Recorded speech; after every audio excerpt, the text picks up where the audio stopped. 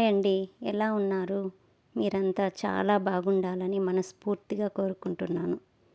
ఇక ఈ కథ వినే ముందు నాదొక చిన్న రిక్వెస్ట్. ఈ కథ మీకు నచ్చినట్లయితే ప్లీజ్ లైక్ చేయండి, షేర్ చేయండి, సబ్స్క్రైబ్ చేయండి. ఇక కథలోకి వెళ్దామా? అప్పటికే 3 గంటలైంది. విరించి పెన్ను, పేపర్ పట్టుకొని ఒక్క ముక్క కూడా రాయలేకపోయాడు. ఏం రాయాలి, ఏం రాసినా నచ్చట్లేదు తనకి.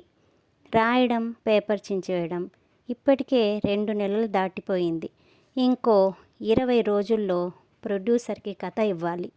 ఈ సినిమా కూడా లేకపోతే రోడ్డు మీద పడాల్సిందే. ఇండస్ట్రీకి వచ్చిన కొత్తలో వరుస హిట్లతో దూసుకుపోయిన తన జీవితం ఒక్కసారిగా తలక్రిందులైంది. 4 వరుస ఫ్లాప్లు, లోన్ తీసుకొని కొనుక్కున్న ఫ్లాట్కి ఈ నెల ఇన్స్టాల్మెంట్ కట్టలేదు. కారు వాడడం మానేసి చాలా రోజులైంది. 2 సంవత్సరాల ఖాళీ తర్వాత వచ్చిన అవకాశం. లో బడ్జెట్లో హారర్, థ్రిల్లర్ సినిమాకి కథ కావాలి అన్నాడు ఒక ప్రొడ్యూసర్. ఇప్పుడు అదే ట్రెండ్ నడుస్తుంది. ఇంతకుముందు అలాంటి కథలు రాసిన అనుభవం లేదు. అయినా డబ్బులు లేక ఒప్పుకున్నాడు విరించి. రూమ్ తలుపు పెట్టుకొని రాత్రి పగలు ఆలోచిస్తున్నాడు. అయినా ఏమీ తట్టట్లేదు. అప్పటికి కొన్ని ఇంగ్లీష్ సినిమాలు, కొరియర్ సినిమాలు చూశాడు. అవి నచ్చలేదు. ఇక ఇంట్లో ఉంటే కుదరదు, ఎక్కడికైనా దూరంగా వెళ్ళాలి. కథ వెతుక్కుంటూ అనుకున్నాడు. అనుకున్నదే తడువుగా ట్రైన్లో ఢిల్లీకి బయలుదేరాడు. తన ఫ్రెండ్ మహేష్ అక్కడే జాబ్ చేస్తున్నాడు. ఎప్పుడూ రమ్మని అంటూ ఉంటాడు.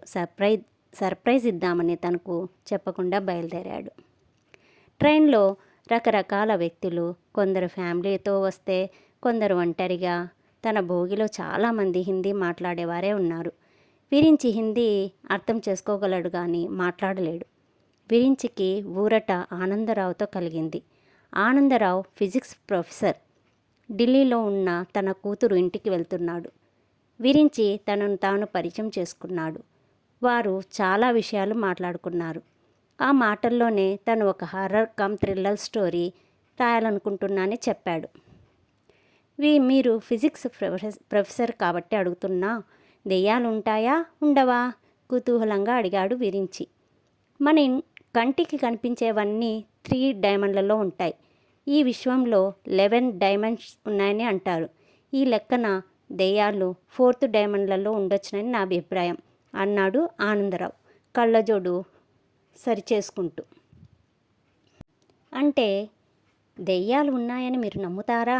ఆశ్చర్యంతో అడిగాడు విరించి. నమ్ముతాను. దెయ్యాల గురించి నేను చాలా విన్నాను, కానీ ఎప్పుడు వాటిని చూడలేదు.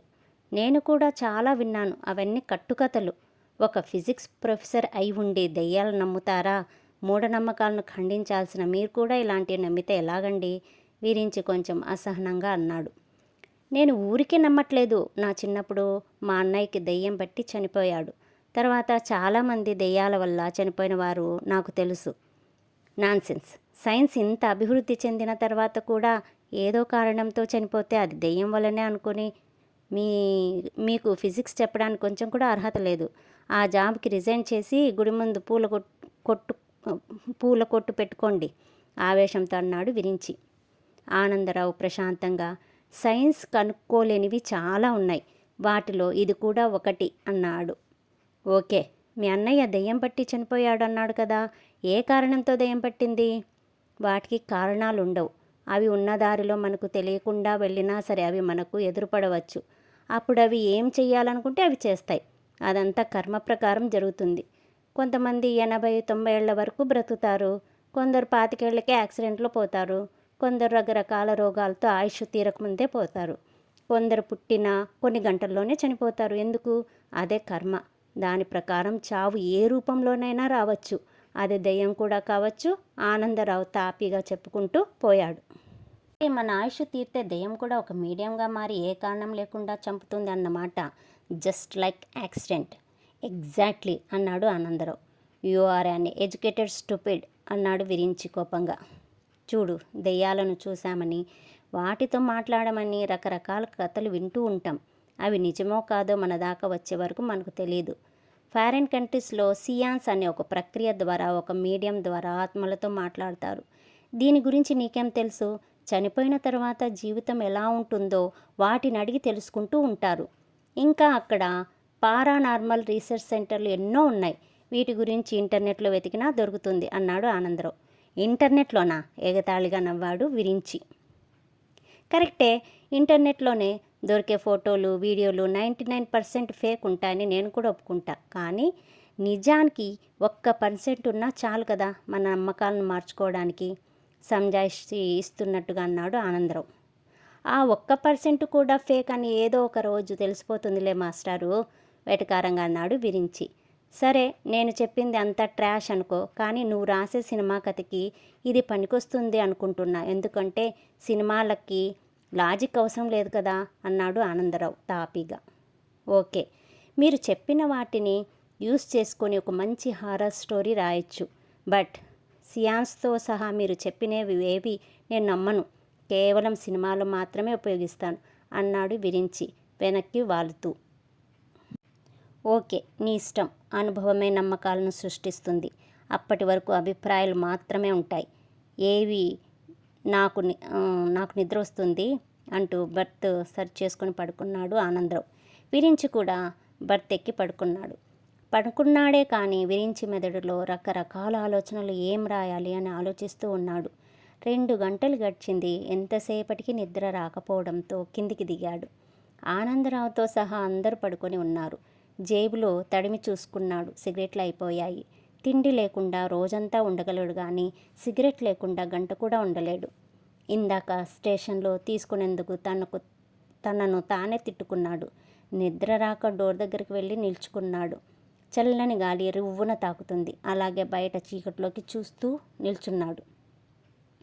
ఏం గురు, నిద్ర పట్టట్లేదా అని వినిపించడంతో వెనక్కి తిరిగాడు. ఒక 5.5 అడుగుల వ్యక్తి మాసిన బట్టలతో చెదిరిన జుట్టుతో కూలి పని చేసుకునేవాడిలా ఉన్నాడు. నాకు నిద్ర పట్టడం లేదు గురు, అందుకే అటు ఇటు తిరుగుతున్నా అంటూ జేబులోంచి సిగరెట్ తీసి వెలిగించుకున్నాడు. అతని చేతిలో సిగరెట్ చూడగానే విరించికి ప్రాణం లేచి వచ్చినట్టు అనిపించింది.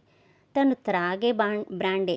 ఎలా అడగాలా అని సంకోచిస్తున్న విరించిని చూస్తూ, ఏంటి గురు, సిగరెట్ కావాలా అని జేబులోంచి మరో సిగరెట్ తీసి విరించికి ఇచ్చి తనే అగ్గిపుల్లతో వెలిగించాడు. విరించికి ప్రాణం లేచి వచ్చినట్టుంది. గుండెల నిండా పొగ పీల్చి తలుపు నుండి బయటికి వదిలేశాడు. ఎక్కడికి గురు? ఢిల్లీకి. ఏం పని మీద వెళ్తున్నారో? ఏం పని లేదు, ఊరికే ఫ్రెండుని కలవడానికి. మంచిది. ఏం పని చేస్తుంటావు గురు? నేను రైటర్ని. అంటే? సినిమాలకి కథలు రాస్తూ ఉంటా. అవునా గురు, నాకు సినిమాలంటే పిచ్చి. ఇంతకీ ఏ సినిమాలకి కథ రాశారు గురు? వాసుకి, తొలకరి, సునంద. తెలుగు సినిమాలా గురు? నేను తెలుగు సినిమాలు పెద్దగా చూడను. తమిళ్, మలయాళం, భోజ్పురి ఇలాంటివి నచ్చుతాయి. ఓహో అంటూ కాలిపోయిన సిగరెట్ను డోర్లో నుంచి బయటికి విసిరాడు విరించి. ఇంకో సిగరెట్ కావాలా గురు? నెక్స్ట్ స్టాప్ రావడానికి ఇంకా 2 గంటలు పడుతుంది అంటూ మరో సిగరెట్ తీసి విరించి చేతిలో పెట్టాడు. విరించి కాదనలేక తీసుకున్నాడు. మర్చిపోయాను, నా పేరు భోంస్లే. మీ పేరేంటి గురు? విరించి. గురు, సినిమా కథలంటే మంచి రొమాన్స్ ఉంటుంది కదా, మరో సిగరెట్ వెలిగిస్తూ అన్నాడు భోంస్లే. అన్నీ ఉంటాయి. తర్వాత సినిమా ఏం రాస్తున్నారు గురు? విరించికి చెప్పాలనిపించకపోయినా హారర్, థ్రిల్లర్ లాంటిది అన్నాడు. అవి ఎవరు చూస్తారు గురు? మంచి మసాలా సినిమా రాయకూడదు, మా లాంటి వాళ్ళు ఎగబడి చూస్తారు. పళ్ళన్నీ కనిపించేలా నవ్వాడు భోంస్లే. అతని పళ్ళన్నీ గారబట్టి ఉన్నాయి. విరించికి అతన్ని చూస్తేనే అసహ్యంగా అనిపించింది. విరించి ఏం మాట్లాడలేదు. గురు, మీరేం అనుకోకపోతే నేను ఒక మంచి కథ చెప్తా గురు, ఎప్పుడైనా అవసరమైతే వాడుకోండి. విరించి అదేం పట్టించుకోకుండా చేతిలో ఉన్న సిగరెట్ వెలిగించి డోర్ నుండి బయటికి చూడసాగాడు. మా ఫ్రెండ్ చంద్రకాంత్ గాడి పక్కింటి ఆంటీతో లవ్ స్టోరీ చెప్పమంటావా గురు? మంచి థ్రిల్లర్ కథలా ఉంటుంది నవ్వుతూ అన్నాడు భోంస్లే. విరించి అసహనంగా చూశాడు. పోనీ నా 7వ తరగతిలో సోనాతో జరిగిన ఫెయిల్యూర్ లవ్ స్టోరీ చెప్పమంటావా గురు? మంచి ఫీల్ ఉంటుంది. ఆ బాధ తట్టుకోలేక నేను చదువు మానేసిన. చెప్పమంటావా గురు? విరించి సిగరెట్ బయట పారేసి చిరాకుగా భోంస్లే వైపు చూశాడు. ఏదో సిగరెట్ ఇచ్చిన కృతజ్ఞతాభావంతో అప్పటిదాకా భరిస్తూ వచ్చాడు. ఇక ఓపిక నశించి నాకు నిద్ర వస్తుంది, వెళ్ళి పడుకుంటా అన్నాడు. అవునా గురు, ఇంకొద్దిసేపు ఉంటే మంచి స్టోరీలు చెప్పేవాణ్ణి. ఓకే గురు, గుడ్ నైట్. విరించి అక్కడి నుండి వెళ్ళిపోయాడు. టైం చూసుకుంటే 1 గంట అయింది. కానీ గురు, మీరు ఇంకో 2 గంటలే నిద్రపోతారు. ఏం అన్నాడు విరించి. ఎందుకంటే ఇంకో 2 గంటల్లో ఈ ట్రైన్ పట్టాలు తప్పుతాయి. నీకెలా తెలుసు? నాకు అన్నీ తెలిసిపోతాయి గురు. ఎలా అని అడగకండి. బిష్ణోయ్ అన్నీ ఊరి దగ్గర ట్రైన్ పట్టాలు తప్పుతుంది. అప్పుడు మనకు చాలా టైం దొరుకుతుంది. అప్పుడు మీకు మంచి కథ చెప్తాలే, మీ సినిమాకి పనికొచ్చే కథ. అంటే మీరు దొంగలా? నువ్వు దొంగల ముఠాలో పార్ట్నర్వా? అనుమానంగా ముఖం పెట్టి అన్నాడు విరించి. అయ్యో గురు, ఎంత మాట అన్నారు. నాలాంటి వాణ్ణి అనుమానిస్తారా? నేను చాలా మంచివాణ్ణి గురు. నా దోస్తు చంద్రకాంత్ గాడే శాడిస్ట్. నేను అలాంటి వాణ్ణి కాదు గురు. అయితే ట్రైన్ పట్టాలు తప్పుతాయని నీకెలా తెలుసు? అది మాత్రం అడగొద్దు గురు, మాకన్నీ తెలిసిపోతాయి అంటూ వెకిలిగా పళ్ళు బయటపెట్టి గట్టిగా నవ్వుతూ బిత్తరు చూపులు చూశాడు. నాన్సెన్స్, ఇంతసేపు ఒక పిచ్చివాడితో మాట్లాడనన్న మాట అని మనసులో అనుకుని అక్కడి నుంచి తన బర్త్ వైపు వెళ్ళాడు. జాగ్రత్త గురు, తలకు మెత్తంది ఏదైనా చుట్టుకొని పడుకోండి, లేదంటే దెబ్బ తగులుతుంది వెనక నుండి అన్నాడు భోంస్లే మళ్ళీ గట్టిగా నవ్వుతూ. విరించి అదేం పట్టించుకోకుండా పైకెక్కాడు. పడుకోగానే నిద్ర పట్టేసింది. కొద్దిసేపటికి తలకు ఏదో బలంగా తగిలేసరికి కళ్ళు తెరిచాడు విరించి. అందరూ హాహాకారాలు చేస్తూ పరిగెత్తుతున్నారు. కొందరు దెబ్బలు తగిలి పైకి లేవలేక ములుగుతున్నారు. ఇంకొందరు వేరే వాళ్ళు బయటికి వెళ్ళడానికి సహాయం చేస్తున్నారు. విరించి నెమ్మదిగా కిందికి దిగాడు. తగిలిన దెబ్బకు తల దిమ్ముగా ఉంది. మెడ పట్టేసింది. కిందికి దిగగానే కళ్ళు బయలు కమ్మినట్టు అనిపించింది. కొద్దిసేపటికి తేరుకొని నెమ్మదిగా ట్రైన్ బయటికి వచ్చాడు. చుట్టూ చీకటి, వర్షం పడి వెలిసినట్టుంది. నేలంతా బురద బురదగా ఉంది. తమ భోగికి ముందు ఉన్న భోగీలు ఒకవైపుకి ఒరిగి దారుణమైన స్థితిలో ఉన్నాయి. అదృష్టం, వీరి భోగి కొద్దిగా వంగింది అంతే. పోలీసులకి ఫోన్ చేద్దామని ఫోన్ తీశాడు. సిగ్నల్ లేదు. ఫోన్లో టార్చ్ లైట్ ఆన్ చేసి చూశాడు. చుట్టూ పంట పొలాలు ఉన్నట్టున్నాయి. కొద్ది దూరంలో ఒక బోర్డుపై భీష్ణోయ్ అనే అక్షరాలు కనపడ్డాయి. విరించి ఆశ్చర్యంగా అటే చూస్తున్నాడు. ఏడుపులు, హాహాకారాలు తప్ప ఏమీ వినిపించడం లేదు. అంతా గందరగోళంగా ఉంది. ఏమైనా సహాయం చేద్దామనుకుంటే తన మెడ పట్టేసి ఎటూ తల తిప్పలేని పరిస్థితి. విరించి మెడను పట్టుకొని అటు ఇటు తిప్పడానికి ప్రయత్నం చేస్తున్నాడు. ఇంతలో ఒక చేయి తన భుజం మీద పడడంతో ఒక్కసారిగా భయపడి వెనక్కి తిరిగి చూశాడు. ఏం గురు, ఎలాగున్నావు? నేను చెప్పానా ట్రైన్ పట్టాల్లో తప్పుతుందని? మెడ పట్టేసినట్టుంది నవ్వుతూ చూశాడు భోంస్లే. విరించి భోంస్లేని అలాగే చూస్తూ, నువ్వు చెప్పింది నిజమే, కానీ నీకెలా తెలుసు ఇలా జరుగుతుందని? ఆశ్చర్యం, భయం రెండూ కలిసిన గొంతుతో అన్నాడు. చెప్పానుగా గురు, మాకు తెలిసిపోతాయని. అయినా ఇక్కడెందుకు గురు, దగ్గరలో మా ఇల్లు ఉంది, అక్కడికి వెళ్ళి రెస్ట్ తీసుకుందాం. పైగా నీకు కథ చెప్తా అని మాట కూడా ఇచ్చాడు. పద గురు. కానీ విరించి తటపటాయిస్తూ చూశాడు. ఇంకేం మాట్లాడకండి గురు, నా వెంట రండి అంటూ ఆ పొలాల మధ్య ఉన్న ఒక చిన్న దారి గుండా నడవడం మొదలుపెట్టాడు. విరించికి తల నొప్పిగా ఉంది. అక్కడ ఉండే ఓపిక లేదు. ఏం చేసేది లేక భోంస్లే వెనుక నడవడం మొదలుపెట్టాడు. దారంతా బురదతో నిండిపోయి ఉంది. జాగ్రత్త గురు, వాన పడింది కదా, పురుగు పుట్ర బయటికి వస్తాయి, చూసి నడవండి. నాకంటే అలవాటే, ఇటు రండి అన్నాడు భోంస్లే విరించికి దారి చూపిస్తూ. మీ ఇల్లెక్కడా అన్నాడు విరించి. ఇంకో 2 కిలోమీటర్లు నడిస్తే వస్తుంది. కొద్దిగా ఓపిక తెచ్చుకోండి. ఈలోపు నా జీవితంలో నిజంగా జరిగిన కథ చెప్తా. విరించి ఏం మాట్లాడలేదు. అతనికి ఆశ్చర్యంతో పాటు కొద్దిగా భయం కూడా కలిగాయి. ఒక పక్క మెడ నొప్పి భరించలేకుండా ఉంది. కొంచెం రెస్ట్ కావాలనుకొని భోంస్లే వెంట మౌనంగా నడుస్తున్నాడు. గురు, 3 సంవత్సరాల కింద ఏమైందంటే, నేను నా దోస్తు చంద్రకాంత్ గాడు ఒక బిల్డింగ్ కడుతుంటే కూలీలుగా చేరాం. రోజు పొద్దంతా పనిచేయడం, రాత్రి అయితే సారా తాగి పడుకోవడం, ఇదే మా జీవితం. సాయంత్రం కాగానే పనులందరూ ఎవరింటికి వారు వెళ్ళిపోయేవారు. మేమిద్దరం ఒంటికాయ సొట్టిగాళ్ళం. మాకెవ్వరు ఉన్నారు? రోజు ఆ ఇంటి టెర్రస్ పైకి ఎక్కి రాత్రంతా తాగుతూ అక్కడే పడుకొని తెల్లారే లేచి పని చూసుకునేవాళ్ళం. మా చంద్రకాంత్ గాడికి ఒక సాడిస్ట్ బుద్ధి ఉంది. రాత్రిపూట ఫుల్లుగా తాగి ముసుగు వేసుకొని రోడ్డు మీద పోయే వారందరినీ భయపెడుతూ ఉండేవాడు. వాడికి అదొక సరదా. నేను కూడా రకరకాల శబ్దాలు చేస్తూ వాడికి వంత పాడేవాడిని. ఒకరోజు అలాగే పనోళ్ళందరూ వెళ్ళిపోయాక సారా తీసుకొని పైకి ఎక్కి మందు కొడుతున్నాం. ఇంతలో ఎవరో వస్తున్న చప్పుడు కావడంతో భయంతో ట్యాంక్ వెనక్కి వెళ్ళి దాక్కున్నాం. ఆ ఇంటి ఓనర్, అతడి భార్య పైకి వచ్చారు. కొంచెం సేపు బాగానే మాట్లాడుకున్నారు. తర్వాత ఆమె గొడవ పెట్టుకోవడం మొదలుపెట్టింది. వాళ్ళ మాటల్లో తెలిసిందేమిటంటే మా ఓనర్కి వేరే అమ్మాయితో సంబంధం ఉంది. ఆమెను వదిలేయమని ఓనర్ భార్య ఏడుస్తుంది. అతడు ఇద్దరినీ చూసుకుంటానని బుజ్జగిస్తున్నాడు. ఆమె వినడం లేదు. వారిద్దరి మధ్య మాట పెరిగింది. మా చంద్రకాంత్ గాడు ఆ గొడవంతా సెల్ ఫోన్లో రికార్డ్ చేశాడు. ఆ గొడవలో మా ఓనర్ ఆమెను బిల్డింగ్ పై నుండి కిందికి తోసేశాడు. తర్వాత కిందికి వెళ్ళిపోయాడు. కొంతసేపటికి ఒక పోలీస్ ఆఫీసర్ వచ్చాడు. వాళ్ళిద్దరు ఏమో మాట్లాడుకున్నారు. మరుసటి రోజు పేపర్లో ప్రమాదవశాత్తు బిల్డింగ్ పై నుండి పడి మహిళ మృతి అని వచ్చింది. ఆ పోలీస్ ఆఫీసర్ లంచానికి లొంగిపోయాడని అర్థమైంది. మేమిద్దరం ఓనర్ దగ్గరికి వెళ్ళాం. జరిగింది చూశామని, రికార్డు చేశామని వీడియో చూపించాం. అడిగినంత డబ్బు ఇవ్వాలని బెదిరించాం.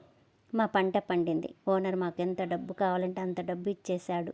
మాకు ఉండడానికి ఇల్లు లేకపోవడంతో అదే ఇంట్లో కింద చిన్న గదిలో ఉండేవాళ్ళం. కొన్ని రోజులకు మా ఓనర్ ఆమె లవర్ని పెళ్లి చేసుకొని అదే ఇంటికి తీసుకువచ్చాడు. ఇద్దరు ఏక్ తూజేకెళ్ళి అన్నట్టు ఉండేవారు అంటూ ఆపి ఎదురుగా చూపిస్తూ, అదే నేను చెప్తున్న ఇల్లు, అక్కడే మేము ఉండేది అన్నాడు భోంస్లే. విరించి ఇల్లుని చూస్తూ, తర్వాత ఏమైంది అన్నాడు. ఒకరోజు నేను సారా తాగి ఇంట్లోకి వెళ్తుంటే ఇంటిపైన ఏదో ఆకారం తిరుగుతున్నట్టు కనిపించింది. చూస్తుంటే దెయ్యంలాగా ఉంది. అది మా చంద్రకాంత్ గాడి పనే అనుకున్నాను. మందు ఎక్కువై వీడు నన్ను కూడా భయపెట్టడానికి చూస్తున్నాడు వెధవ అనుకొని నేను రూమ్లోకి వెళ్ళాను. అక్కడ చంద్రకాంత్ గాడు నిద్రపోతూ ఉన్నాడు. నాకు వెన్నులో వణుకు పుట్టింది. వీడిక్కడ ఉంటే బిల్డింగ్ పైన ఉన్నది ఎవరు అనుకొని బయటికి వచ్చి చూసా. అక్కడ ఏమీ లేదు. అదంతా నా భ్రమ అనుకున్నా.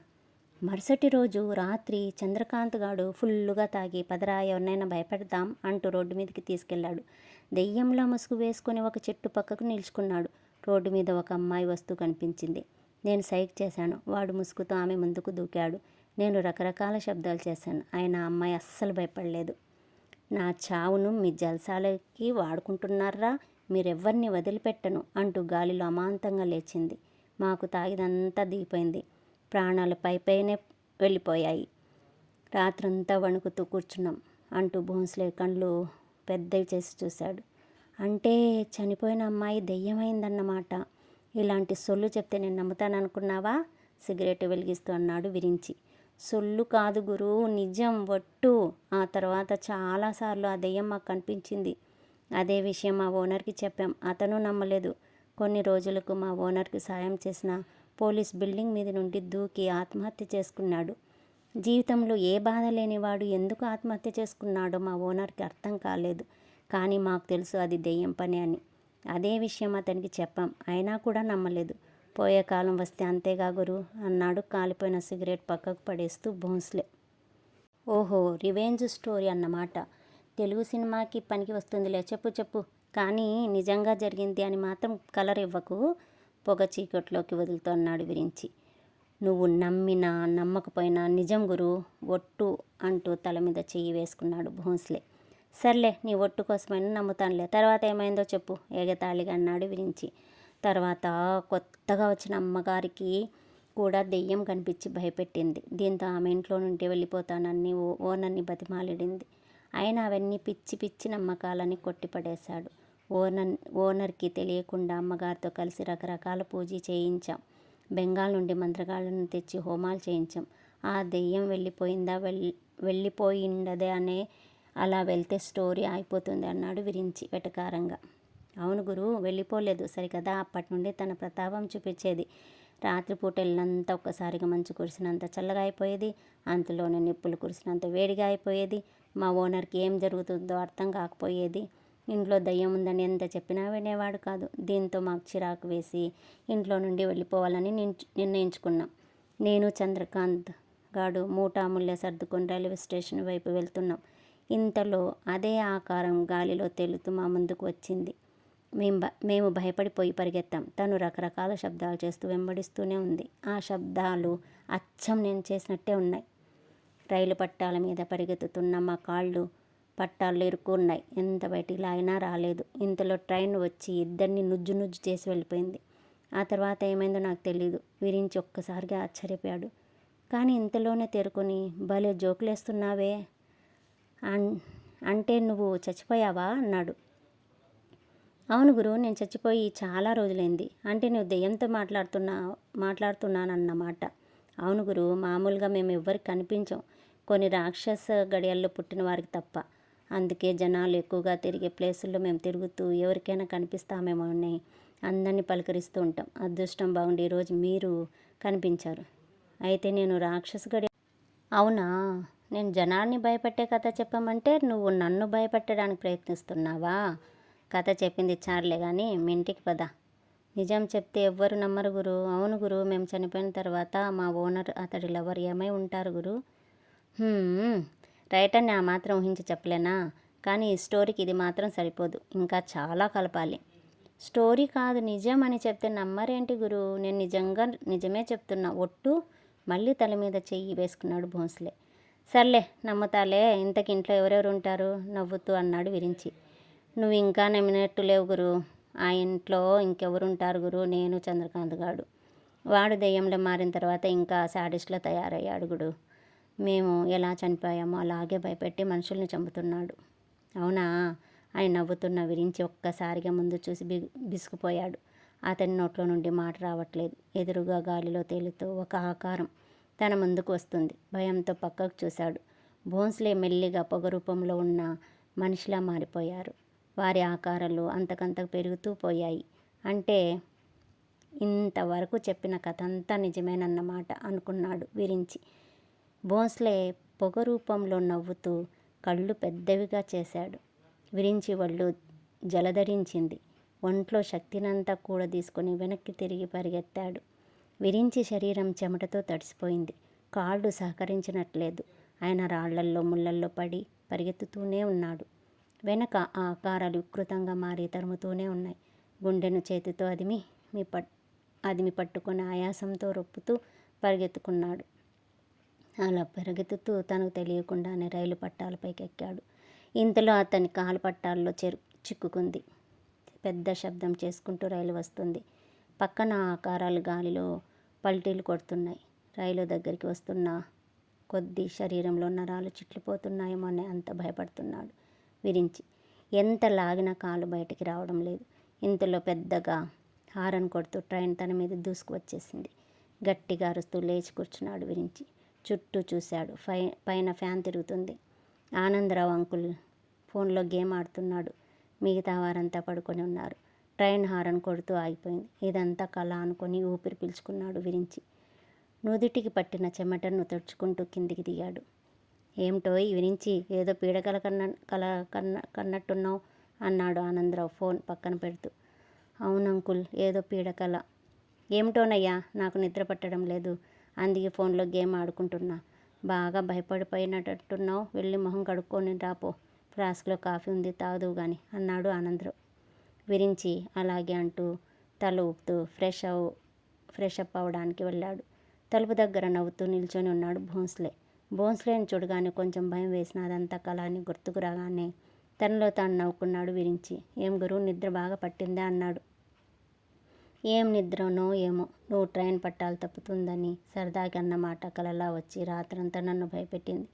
చూడు వాళ్ళంతా చెమటతో ఎలా తడిసిపోయిందో అన్నాడు విరించి షర్టు దులుపుకుంటూ. ఏదో సరదాకి చెప్పాను గురు, నిన్ను ఆట పట్టిద్దామని. ఇంతకీ మా ఓనర్ వాడి ప్రియురాలు ఏమయ్యారో ఎప్పుడు చెప్తావు గురు అన్నాడు భోంస్లే నవ్వుతూ. భోంస్లే అన్న మాటకి విరించి ఆశ్చర్యపోయి అలాగే చూస్తూ ఉండిపోయాడు. శరీరంలో ఏ కదలిక లేదు. ఎవరితోనయ్యా మాట్లాడుతున్నావు అంటూ ఆనందరావు విరించి భుజం మీద చెయ్యి వేశాడు. ఎదురుగా ఎవరో ఉన్నట్టు తల ఊపాడు విరించి. అక్కడ ఎవరూ లేరు కదయ్యా, నీలో నువ్వు మాట్లాడుకుంటున్నావు. ఉంటే ఏంటో చూద్దామని వచ్చా అన్నాడు ఆనందరావు. విరించి భోంస్లేని చూస్తూ ఉన్నాడు. భోంస్లే మెల్లిగా గాల్లో కలిసిపోయాడు. ఇంకో 10 నిమిషాల్లో బిష్నోయ్ దాటుతాం. ఎవరో ఫోన్లో మాట్లాడుతున్నారు. ఇది నిజమా, ఇంకా కలలోనే ఉన్నానా అన్న భ్రమలో నోట మాట రాక అలాగే నిల్చుండిపోయాడు విరించి. ట్రైన్లో ప్రతి ఒక్కరు పడుకొని ఉన్నారు. చీకట్లో ట్రైన్ హారన్ కొడుతూ ముందుకు దూసుకుపోయింది. ఇదండి ఈనాటి హర్రర్ కథ. ఈ కథ మీకు నచ్చినట్లయితే ప్లీజ్ లైక్ చేయండి, షేర్ చేయండి, సబ్స్క్రైబ్ చేయండి. Thank you.